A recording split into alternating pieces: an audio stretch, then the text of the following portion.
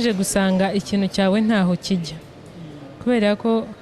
ni namaze kwicara maze kubona ko buri wese ambaza ngo inama y'umunsi yikura he nibwo nicaye nanjye ndatekereza nari kubundi byaje bite kugira ngo ngere aha ngaha nibwo nasubije amaso inyuma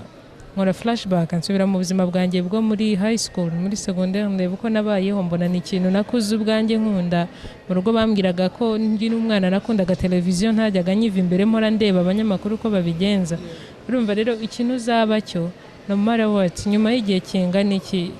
byose birazi yari ibyawe rero inama y'umunsi nayo naje kubona ko ari ikintu nkunze kandi numva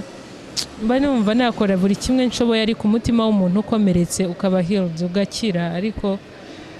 nkuko nabivuze nta muganga w'imitima ubaho ni nayo mpamvu wenda ngerageza gukora izo nkuru ngo ndebe ko wa muntu uri broken wa muntu ubabaye cyane byibuze yakongera